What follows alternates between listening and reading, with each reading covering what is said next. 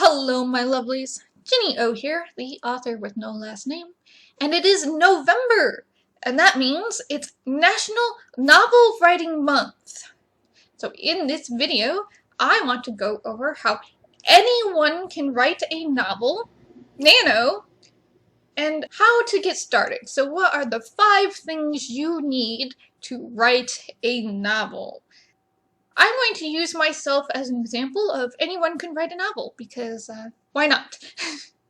So I have been writing for 25 years. Now, I don't mean to use this as a humble brag, but I started writing in high school.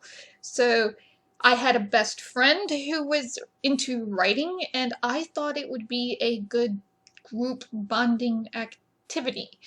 That didn't work out as the way I wanted. I never went to college or university for English or writing. The closest I got to any sort of college class for storytelling was a narrative storytelling course at the Academy of Art University, where I was going to school for fashion design. Now, I had been writing close to, I don't know, 7 to 10 years at that point by the time I took this class. So I don't honestly remember a lot of what she went over. I just remember she had 2 rules for our main assignment. Our main assignment was to write a 5-page story, 3 drafts in 15 weeks. And her rules were no stories about vampires and no stories about ninjas. So I got awfully petty and wrote a story about a werewolf, which you can find on my website if you want to read it. Since, let's say, 2016 or so, I have independently published 5 novels and 3 post-production guides. Now, what do I mean by post-production guides? That's stuff that happens after you finish writing the novel. The way I learned to write was I did things one step at a time. So when I first started writing, I was awful. I mean, I did not know how to set up conflict. I was giving my characters everything they needed. I didn't like it was bad. It was really bad. I mean, I had some interesting ideas. They were just, executed really poorly. And so I was like, you know what, I'm gonna start writing fan fiction for some of my favorite properties that I'm watching on TV at my grandmother's, So, and I was like, I can tell that my dialogue is really bad and clunky. It's awful. So I decided to work on dialogue first, and I mean, I'm not really 100% proud of it, but that time period, Joss Whedon and his style of dialogue was considered, like, really, really good. You know, how quippy it is, and how quote-unquote witty it is, and how it reflected how the teenagers were actually talking at the time. So I kind of leaned into that, so I wouldn't be writing these question and answers exchanges. Now, I hope over time my dialogue has got beyond that, but the idea was for me to try to emulate Joss Whedon's dialogue until I could find my own style of dialogue, but I would be out of the habit of writing questions and answers, okay? And then I focused on things like characterization, and then I worked on description. And then the last thing, personally, I worked on was conflict, because I was very conflict adverse. How long is a novel? Now, we're going to stay with a traditionally published debut novel, because if we start doing anything else, it will be too confusing. A traditionally published debut novel is 50,000 to 80,000 words long. 50,000 divided by 250 is 200 words, and 200 pages, 1,000 divided by 250 is 320 pages. 50,000 to 80,000 words are the lower minimum ranges of a traditionally published novel for middle grade and adult. National Novel Writing Month has its own website at NaNoWriMo.org. The goal of NaNoWriMo is to write a 50,000 word novel in 1 month. That's 1,667 words a day. And at NaNoWriMo.org, you can create an account and you can say, hi, I'm participating in, tell them what your project is going to be. You can keep track of your word count per day. You can see other people's projects and see how well they're progressing per day. If you think you can emotionally handle it, some people can, some people can't. That's what NaNoWriMo.org is for. You get if you complete your goal, you get a little completion certificate, like an internet gold star. So the intent behind Nano is to help beginning authors, and sometimes not beginning authors, to break this need for perfection. There is a feeling, an internal thing going on a lot of times in people's brains that when they start doing something new, they're starting a new skill, that they have to be perfect the first time. And Nano is here to help you get beyond that. Your first draft doesn't have to be perfect. Another goal is you need to start developing a writing habit. Now, 1,667 words a day seems like a lot, especially when you're beginning writing. Some people have a hard time getting 100 words a day out. Other people are sitting there writing thousands of words in a day, and then they can come back a couple days later and write a couple thousand more. And what Nano is to help you with is to sit there and to actually write. And as, the time goes by, it can help you be able to write more at a time. The other thing it can help you do is learn how to draft without editing. Now, if you have to get 50,000 words out in 30 days, and you're supposed to be writing 1,667 words in a day, you don't have time to go back and edit what you just wrote the previous day, because you have another goal of words you need to meet. And you can't go back and be all fussy with the words, moving words around or changing words or whatever. So this will help you get the first draft out and not worry so much about editing it until it's finished, until you can set it down, let it marinate, let your brain think about it for a little while, give it to your friends, get some feedback, whatever, and then edit it later. Nano is great for being that motivation to write the novel you've always wanted to write. You have this idea in your head, but you've never had this kind of kick up your ass, to put it bluntly, to get it out on the page. Oh, you'll do it one day. I want to write a novel one day. Oh, what? You keep putting it off and putting it off. That one day's never going to come, and you can't do anything with a novel that doesn't exist except in your head. So here's some motivation to take that novel and write that novel you've always wanted to write, to get that idea out on the page. Now, you're thinking, 50,000 words is a lot of words. That's kind of intimidating. Well, let's look at some books a couple books here that are close to 50,000 words. So, Douglas Adams' The Hitchhiker's Guide to the Galaxy is 46,333 words. And I'm just talking about the first book, not the omnibus edition, which has Farewell and Thanks for All the Fish in the Western at the End of the Universe in it. This is just the first one, so it's 50,000 words. It's probably going to be less than half an inch thick, probably more like 3/8 of an inch thick. So it's really not that big of a book. Now, the other book that we're going to use is actually probably the closest to 50,000 words that I could find on the list, which is Fight Club by Chuck Palahniuk, and it's 49,962 words. So once again, about 3/8 of an inch thick, depending on formatting. The satire, it's really not that long if you think about it. So, I am big on two things, okay? Number one, is what we're going over today. Anyone can write a novel.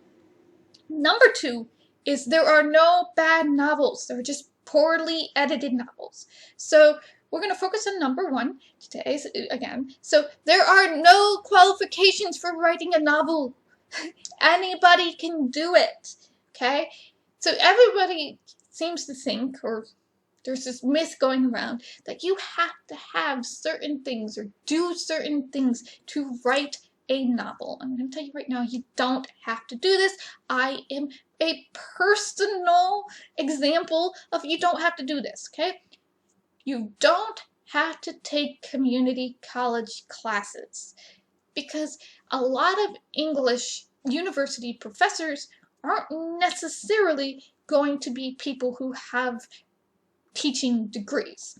And they also come with their own biases and thoughts and about what is great literature and what is trash. And that can be really, really frustrating. Alright, so you also don't have to have an extra degree in science or history or whatever you think might make you seem more qualified to write a particular novel. You don't have to pay for master classes. Now, I know there are authors like Margaret Atwood and Brandon Sanderson who have created these video master classes on, writing guidelines, how to write novels, things to think about. Okay, that's good. That's nice. That's great for them. Do you know why it's great for them? That's another way for them to make money. You don't have to join writer groups. Now, writer groups can be really, really iffy.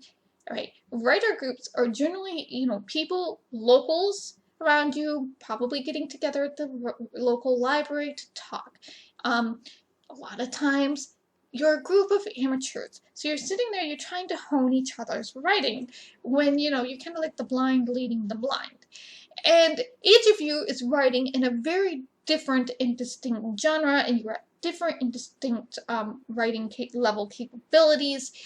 And you each come with your own personal biases based on your writing genre and your writing experience about what should and shouldn't happen in a novel. So it's like joining a Facebook group.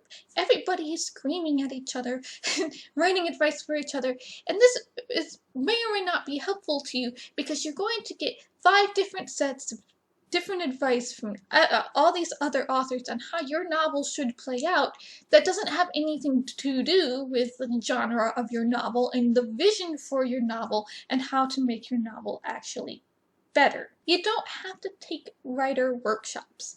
You don't have to join Write Hive. If you want to join Write Hive, go ahead. You don't have to. It may or may not be useful to you. And most importantly, you don't have to buy how-to books by famous authors. I know Stephen King's How to Write a Novel is really, really popular, but given the quality variations of Stephen King's writing, and especially the way he does his, third acts, I'd be very kind of wary of buying a book by Stephen King on how to write a novel, But there are other authors out there who have also put out, their how to write novel books. You don't have to do that. It's just another way for that author to make money when they could be writing more novels. What you have as a person that qualifies you for writing a novel is life experience, okay? Your life experience is unique to you, what you've been through, your point of view, your thoughts and your feelings about things, what you find important, that can make a novel, okay?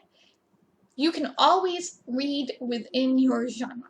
It is very important to read within your genre so you can see what, are the boxes for your genre. What rules are there in your genre? What are the common plots and the common tropes and things like that?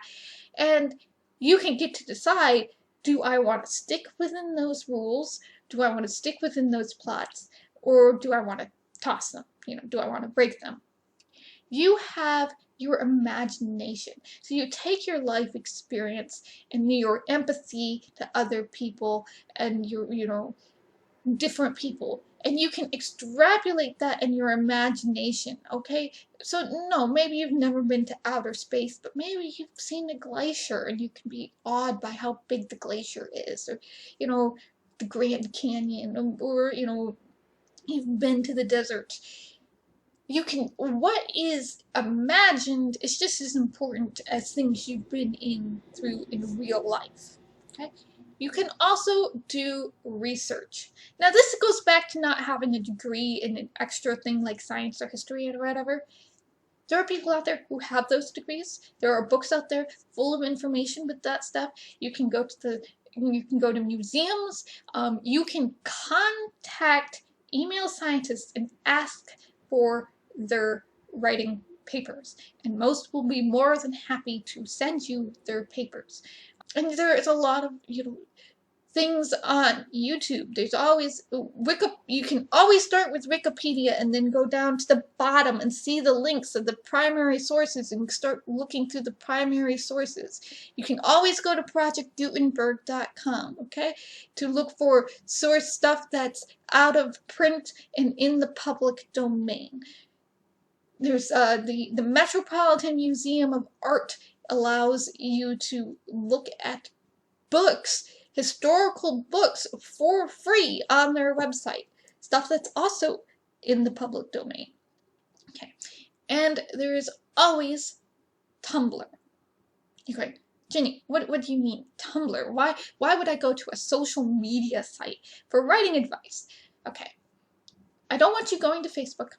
I don't want you going to Twitter, because Facebook and Twitter have this very, very, very toxic tendency for everybody to start sniping at each other, which I don't see on Tumblr. Okay? So on Tumblr, you just sign up for an account and you go to their search bar and you put in writing advice. And it's one of the most curated hashtags on the site, in my opinion. So you can go start scrolling through and you'll start seeing people who consistently put up writing advice.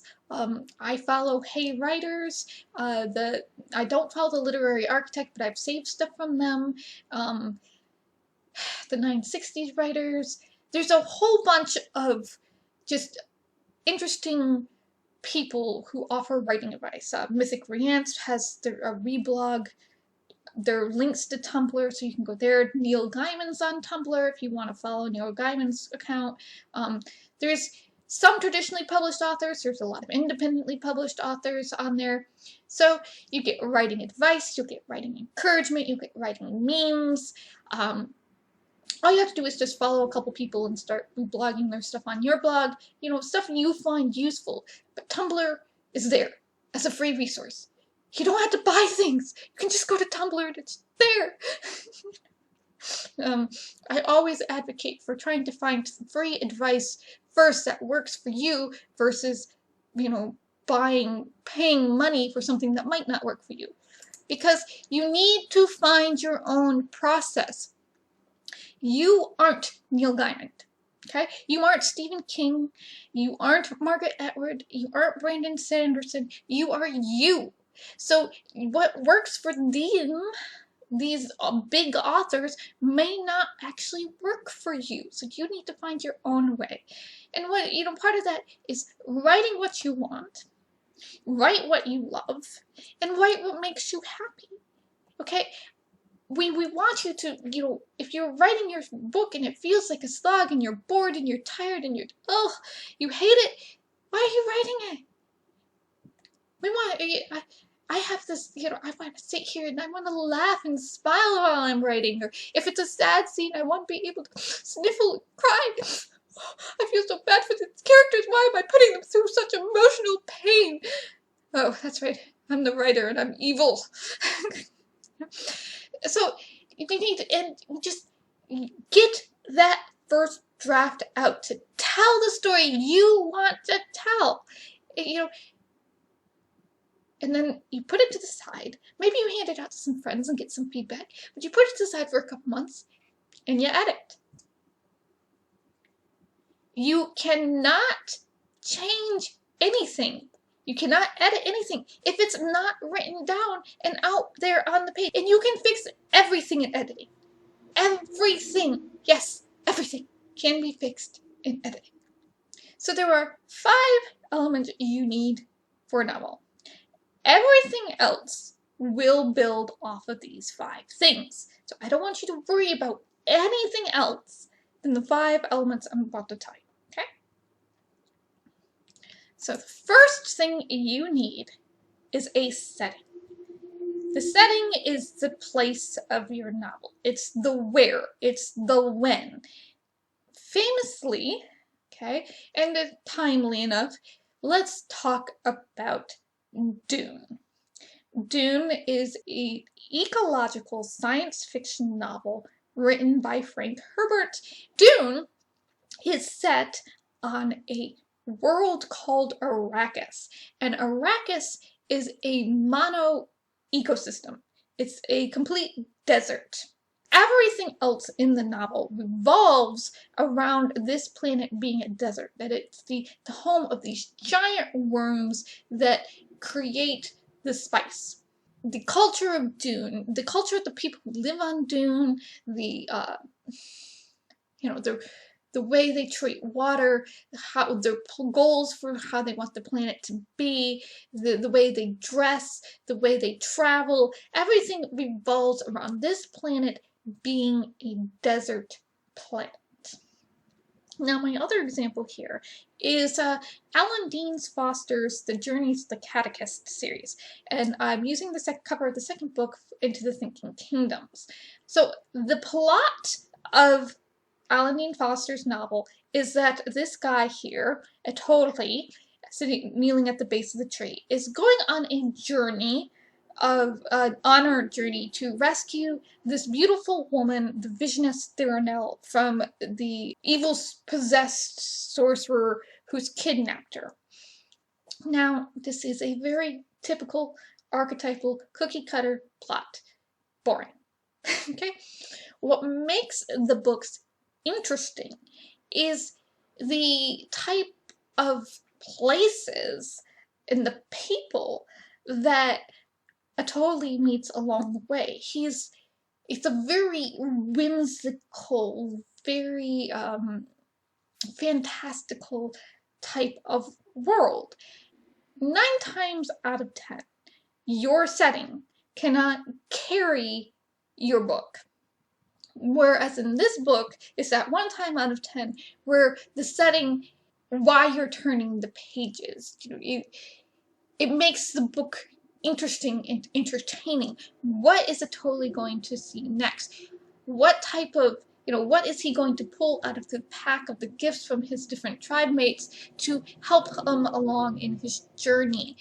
What type of friends is he going to make? He's walking to the north and he comes to this big giant forest. First people he meets in the forest are like talking chimpanzees, and he helps them fight off these giant moth type creatures. He goes to a town where there's all these little birds hanging out on the roofs and along the trees and everything, and they're really pretty birds. But it turns out that the birds can read thoughts, and the people in the town want you to think in a certain way. And they use the birds to monitor that. They come to another area and they can look out at the area and it's this super, super tall grass. And there's like little green people living in the grass. They end up at a town at one point that's, inhabited by demons. Your setting to carry your plot, that's the type of kind of imaginative, out of the box type of thinking you need to be drawing on to make your setting, that interesting that people are going to keep turning pages just for your setting. So the second thing that you need for your book is a group of characters. Who is going on this adventure? So you need to populate your world with people. So you're going to have protagonists. This is the people the story is about. It doesn't mean they're the heroes or anything. Your protagonist can be a villain, could be an anti-hero. The protagonist is the one going on the journey, the one that, we're nominally rooting for. Now, we don't have to worry, if you have a villain, maybe you're not rooting for them. Maybe you want them to fail, or you want them to learn something. You know, even villains are heroes to their own story. But you have to have people in your books. You know, no man is an island. You know, your protagonist needs to have friends. They need to have family. You know, they need to have their childhood enemies or their arch villain. You know, there needs to be people in your world. Let's talk about The Princess Bride, because almost everybody knows about The Princess Bride, and if they have not seen The Princess Bride, they've at least heard about The Princess Bride, because William Goldman has the book, and then he also has the movie, which he adapted from the book, and the movie is deliberately different from the book. That was an artistic choice. But they have the same group of characters who are distinct and separate from each other. So you have Buttercup, the princess who's engaged to Prince Humperdinck, but she's been waiting for her farm boy, stable boy love who went away to earn his fortune, named Wesley. But Prince Humperdinck has a group of, circus performers, which include the Sicilian, the Inigo Montoya, a master fencer, and the giant. The man in black comes and tries to kidnap Buttercup for himself. On this journey, they meet things like a wizard and his wife. They meet the albino, and so you have an interesting group of characters, and all kind of have personal relationships to each other. You need to know who is going on this adventure. Now, in Mercedes Lackey's Joust, what is really interesting about Joust, in my opinion, is that Lackey takes the time before she gives the overall goal of the plot. She takes the time to get you attached into the two main characters of this story. So the main character of the story is a young boy named Vetch.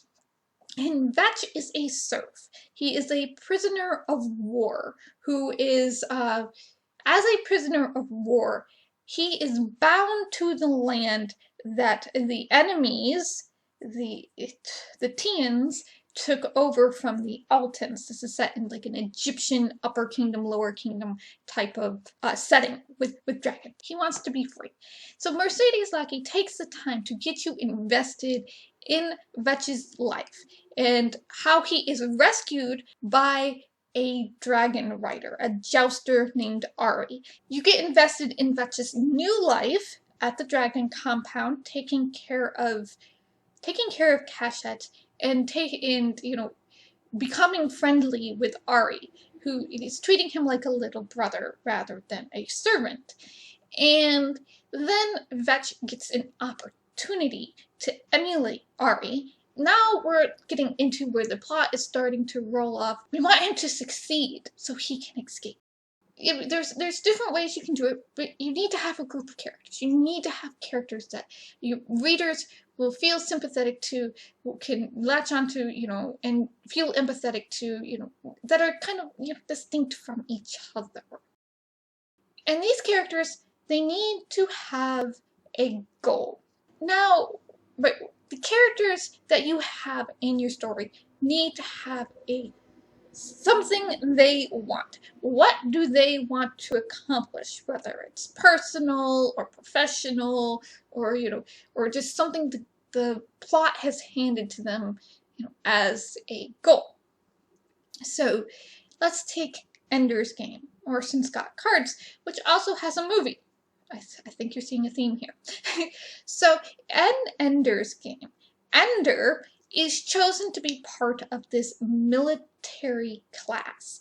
And the point of the military class is he's going to, learn all these skills to captain of a fleet, to go against this war against the aliens. His goal is to keep his team together and for the team to be the #1 in the class. But that's his goal. That's what he wants to accomplish. Now, in Thea Harrison's book, Dragonbound, the main character, Pia, has been blackmailed to do something stupid. Steal from a dragon, which is this guy on the cover here. His name is Dragos. All Pia wants to do is to run away and survive. As the book progresses, of course, he's big and powerful, and he catches up with her, and he does, capture her, and then he has, he's trying to decide what is he going to do with her. But now he's in enemy territory, so the goal changes, which is allowable in a book. You can change your goal in the middle of the book. The goal changes to now they need to get back to where he is in charge, because now they have more enemies coming after them who want to kill both of them, but want to kill him in particular. So they need to get back to where he rules so they can be safe. The reason why you need a goal is a character without a purpose is a story without a cause. Now, this is from the Writer's Little Book of Wisdom by John Long, and I'm heavily paraphrasing numbers 128 to 131. And this is the only writing book that I, recommend to anybody. It's the size of a postcard, and it's like less than half an inch thick. It's 3, and it has very small snippets of writing advice. The only problem is it's out of print, so you might have to go through either your local library or try to find it secondhand. Your character needs to want something, okay? You need to know what your characters want, generically and specifically, even if the characters don't. Okay, so if your characters don't know what you want, your story is about finding out what the characters finding out what they want in their life, okay? That's a perfectly valid story, but you have to set that up front, and you, as the author, need to know the end goal. What your characters want is not very important, okay? People can want all sorts of things, and they can have high stakes and low stakes. What they want is not important. It's the intensity of the wanting that will fuel the story, that will keep the story moving forward. In Dragonbound, she wants to get away from the dragon. How far is she willing to go to get away from the dragon? And how far is she willing to go to, help her and Dragos, get away from the dark elf king? How much of herself and her abilities is she willing to expose to him? And it's that intensity of the wanting, the intensity of wanting to get away, the intensity of wanting to save something that keeps those stories ticking along. If you don't have a wanting in your story doesn't really have a purpose. Your story needs to have a beginning, a middle, and an end, and your character's goals will provide that beginning, middle, and an end. The next thing we need, now that we know who's in the story and what they want, what the goal of their story is, we need to put something in their way, and this is called conflict. This is the opposition to the goal. What is going to go wrong? Who is standing in the way? What inside themselves is going to keep them from accomplishing their goal? Take The Lion, the Witch, and the Wardrobe. It's right there in the title. It's really easy to know what our opposition is going to be. The children are going into Narnia. They are trying to meet a lion called Aslan. The person who is standing against them is this witch, and she's caused it to be winter all the time. And the way they got into Narnia was through the wardrobe. It's a very, very simple type of story. They have a goal, get to Aslan. The witch is going to stand in the way of that goal, plus the petty bickering among the siblings. It's a very, very simple type of conflict laid out there because The Lion, the Witch, and the Wardrobe is written for children. So we would hope it would have a simple conflict of them being able to triumph over the witch. And then we have here the book called Skin Game by Jim Butcher. And I don't know how you feel about Jim Butcher as an author, if you've ever read Jim Butcher or whatever. What Jim Butcher does well in his books is he likes to set up opposition. So things that stand in the way to keep Harry Dresden from completing whatever mystery of the week he's doing.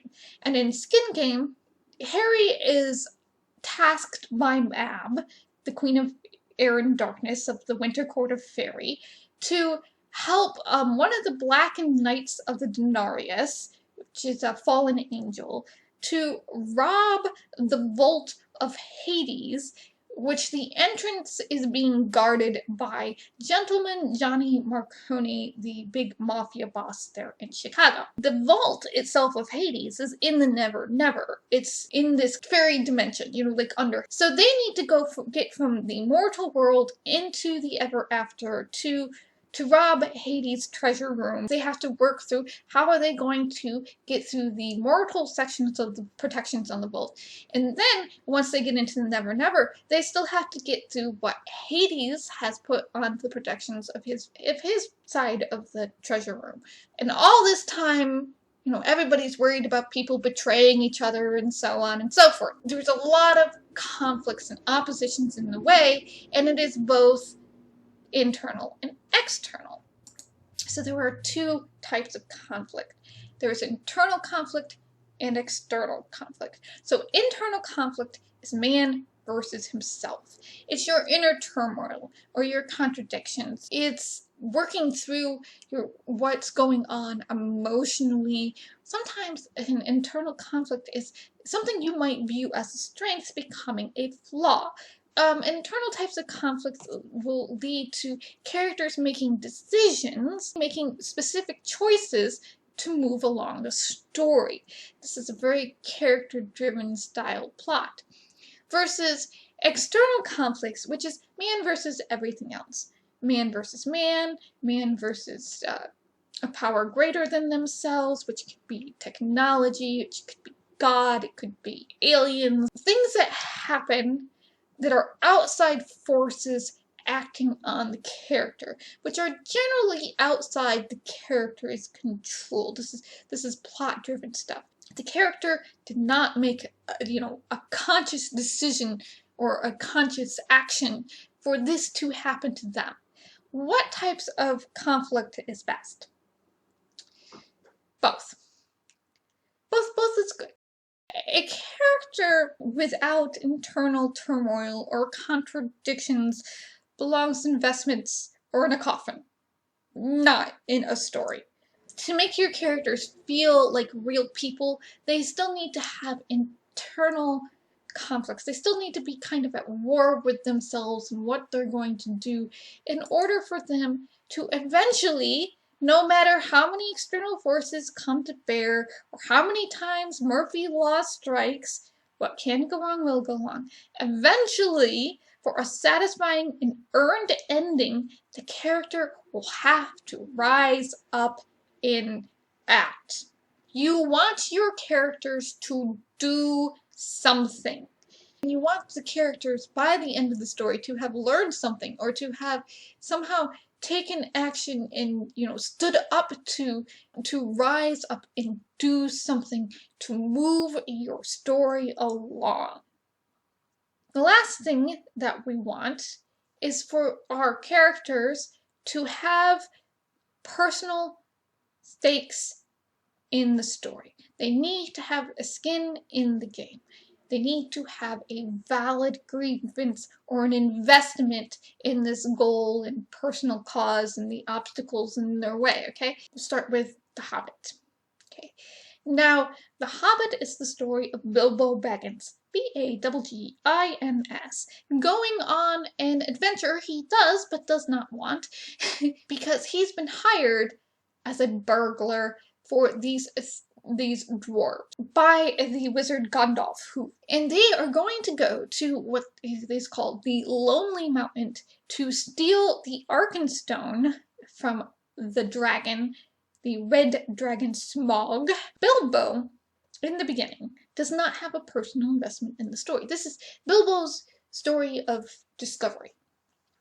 The people who have personal investment into this story is Thorin, the leader of the dwarves, and who is to be king of this lonely mountain, and Gandalf. And the reason why Gandalf has personal investment is because Smaug in the Lonely Mountain is a kind of very important outpost in this great war that's coming that we learn about in Lord of the Rings. There was this, what they believed was a human necromancer who, if he comes back, could recruit Smaug in this war that's coming. And Gandalf does not want this necromancer, who we later find out is Sauron himself, to recruit Smaug.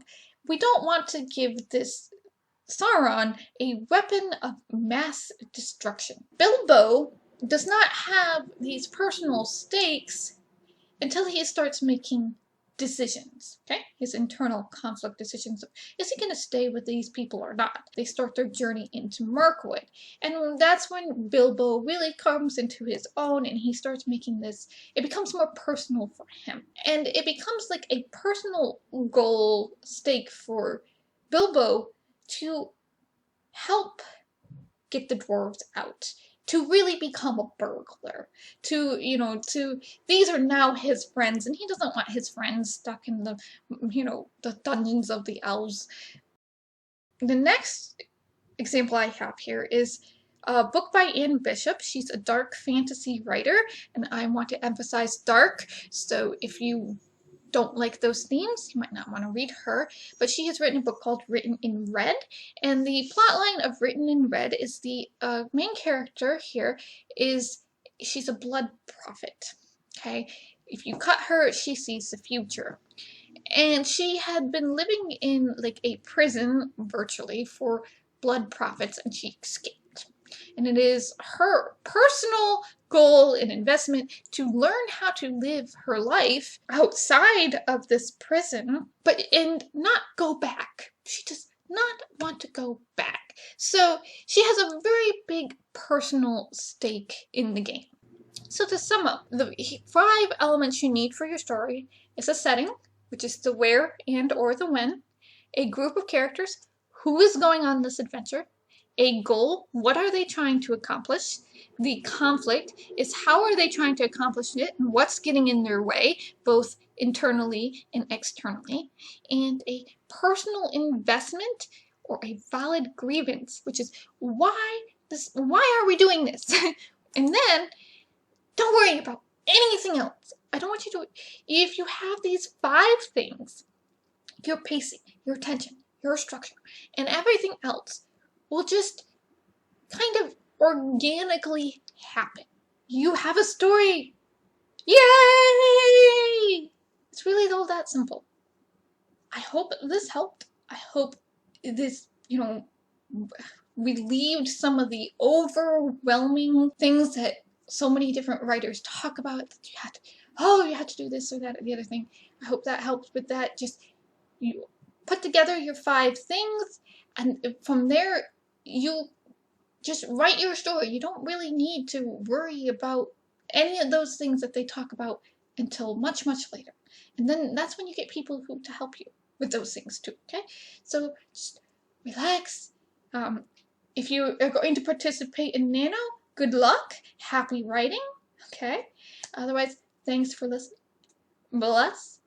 Stay safe. And I will see you in the next video.